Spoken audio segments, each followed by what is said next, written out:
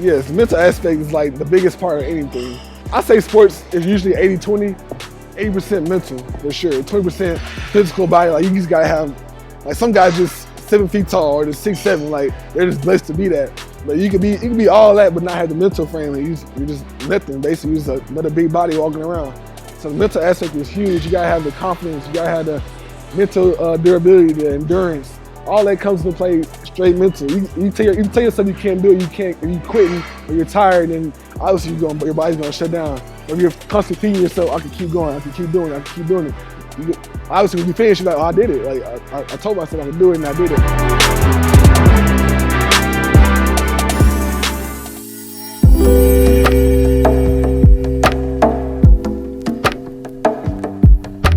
Growing up as a young boy in Beaumont, it's a lot of adversity, a lot of things you get into that aren't always positive. Sports was a great outreach for me and my friends to stay out of trouble, stay focused, and chase our dreams. And that's how I fell in love with sports. And there's usually 2 ways to get out: drugs, rapping, or sometimes it'll be sports. So that's the way I chose.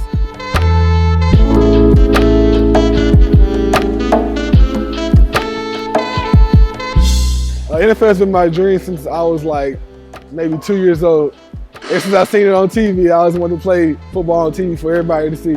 I always felt like if you're really good, they'll put you on the screen. So that's how I feel like I want to be on the screen so everybody can watch me. Get to the rep. Explosive power, explosive energy, that's really important for football. It's all about connecting, absorbing, releasing, all those things. So we're working on that with him. So we get our shoulders ready to work what we're going to do during the day. Different from bodybuilding, different from other things. We want to then be able to be awake, fast switch fibers, firing and getting excited, ready to go. So that's what we're doing there. Do one more warm up for our shoulders and get into weights. Go! 4, 5, 6, 7, come on, you're good. Well, going through grade school, I was always like a year younger than everybody in my class. So growing up, I was really good until maybe 6th grade, 7th grade. And that's all my friends started getting their growth spurt early. So I started getting questionable, I'm still 5'7", these guys are 6'2". I'm like, I don't know if it's gonna be my dream or not.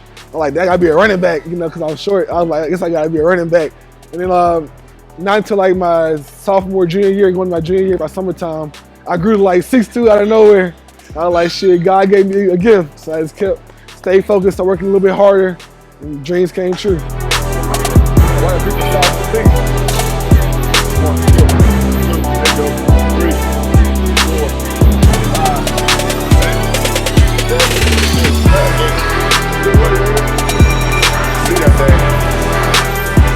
I like to train things standing.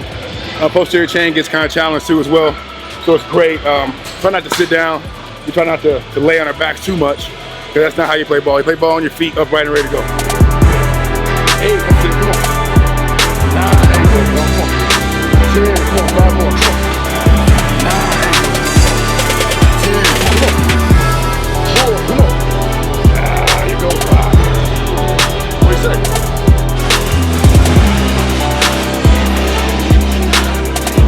I chose TCU. I cut my recruiting off right when I got top 10 in the country. The TCU offered me, and my mom fell in love with it because it's 4 hours, 5 hours from home. She wanted to come to my games as much as possible, so I fell in love with it too. And the head coach, Gary Patterson, was a good defensive coach. Had a lot of safeties and defensive guys in the NFL currently right now, so I felt like he'd get me to where I wanted to be. I just wanted to be in Texas also, so that was the best option for me. When I first got there, I realized I had to get a lot bigger, a lot stronger, because I wasn't playing high schools anymore. I'm playing full-on grown men. I'm 17. Some of these guys out here are 22, grad seniors. They're not playing with me. They're trying to get to the NFL. They ain't finna play with me. So I learned that at an early age. And I felt like the game got easier and simpler around my sophomore year. So I felt like high school again once I got adapted to the speed and the concepts of the higher level football. Fitness is a huge aspect for any sports you want to do. It's basically life period. You have to have great health. But in the football alone, I had to figure out you have to train your body for what you want to do. You can't do what you've been doing and think it's going to work at the high level you need to play at. So you have to train at a high level, then perform at a high level. You can't train mediocrity and expect to perform at greatness. It's not how it works. So I had to put a lot more hours in, focus on what I eat, how I sleep, It's how I drink, hydrating and stuff. All that came into play. I haven't had a soda in so long. Usually just drink. I haven't had soda basically since like high school. I try to keep away from sodas. Mostly water. Water's like the best drink. Cold water, so yeah.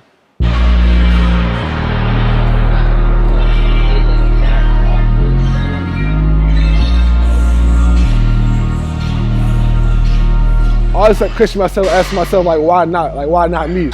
So it's like, why not have this crazy hard story to tell 20 years from now when I in the Hall of Fame or whatever, tell them what I had to go through. Why not?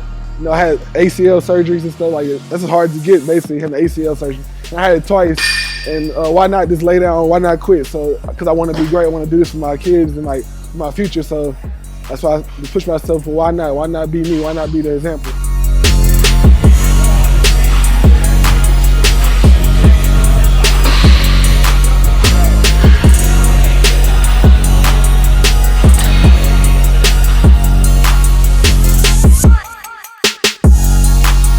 Tell myself that I know how good I am. I know how hard I work and how like consistently throughout the week, how hard I train for my dreams, and I know hard work pays off. So eventually it'll come through. It's not my time; it's on God's time. And so I just keep my faith, keep pushing, stay focused. And I know it's like I wouldn't be here for no reason. I wouldn't be here talking to y'all for no reason. So it's all for a point. This environment I was staying in is like my mama couldn't afford the nicest stuff because she was just by herself with us two kids. So we stayed in some kind of low funded apartments. And one day, one of my neighbors, like late at night, had like a boyfriend come over or something outside the door, banging on the door. I guess he was mad, he couldn't get in. And like he started letting off shots like right outside my window, like literally 2 feet. Like I could hear him on the other side of the window yelling at the window right here, like 2 feet from me, and hear gunshots. That right there made me focus. Like I can help change my family's life. And like just by playing football, by staying focused, it's by doing the right things. All like growing up is take care of my responsibilities. I can have fun later, like in life. I can stay focused now and take care of not just myself, but everybody around me, all connected people around me. Yeah, my mom always instilled discipline in us and like hard work. Like nothing comes easy in life, like nothing at all. She always told us that like if you want to struggle, this is how it's gonna be. So you gotta figure out ways to make it different, like make it change in life. Her alone, like her driving me to practice, make sure I'm there on time, make sure I'm doing what I'm supposed to be doing, make sure I'm doing the extra stuff. That alone gave me my motivation to prove her right, like pay her off for what she did. Like she didn't do it for no reason. Like she wasn't out here staying up all night, working 2 jobs, whatever, doing like for nothing. Like she was trying to instill like greatness into me and my sister, which I feel like is happening because she's playing basketball now in a D1 school, Kansas. And I'm working on dreams in the NFL, so I feel like we're trying to pay her off, pay her back. Well, sophomore year, I had a phenomenal year just playing off just packages, like not even the full starting lineup, but I made like so many plays, had highlight tapes I didn't even know about. So I had a lot of hype going into my junior year. NFL people, agents calling me, all kind of stuff already, talking to me. And I had also just found out my girlfriend was pregnant as well. So I had a son on the way, so I was just like, feeling like this is like the time, like I'm finna go to the league after this year, ball out this year, go to the league, and just be set for my family. And I started out having a great season, working like making hella plays, doing what I'm supposed to be doing. And around week 6, I tore my ACL, and that just like shattered a lot of expectations I had. A lot of people stopped calling me, a lot of people stopped checking on me. Like a lot of things went from super high to the low. So that's how I understood like not everybody wants you when you're down. People want you when you're good. So I understood that it's like adversity right there. I feel like everything was against me then because like nobody had faith in me no more because I got injured. So I had to go to work every day, rehab every day, twice a day, and I ended up recovering in 5.5 months, which is like unheard of. Usually it takes 6 to 8 months, almost 9 months. And I was back playing basketball full court in 5 months and playing football outside Sin 07. So like that adversity right there helped me maintain my focus, maintain me get to where I am right now. At the end of the day, I know I'm not done. And I know where my goal is to be at, is on the Hall of Fame stage. So when I say my speech, it'd be a little better if I could say I tore two ACLs and I still made it to this stage. I still was a great, and all that. Or I could say, I tore my ACL, I'm done playing football. I'm just gonna get a job or whatever. Like as I'm working out, like trying to drive, dig deep, I get that same like pain you feel when you're working out. It's like the same pain you feel when it's like third down, the third quarter, and you ain't had a break the whole game. And you like, Yeah, it's that drive right here. The drive keep going and marching the whole field. When you feel that pain, like it's better to feel it when you in the game. When you felt it before, like you know. Like all right, I know how it feels. That's not my first time being tired or being hurt. Like I have to go full speed tired. Like it's not my first time doing that in game time. My first time doing that was at practice on my own in the bees and the trees where nobody can see. While I was out there hurting, throwing up, whatever. That's fine. That's why I get the motivation from like working hard, putting the hard work in, the pain in the off season and before the season, before practice, all that. For when the time comes when the show, the lights on, the big stage, there's no time to fold. You're ready for it.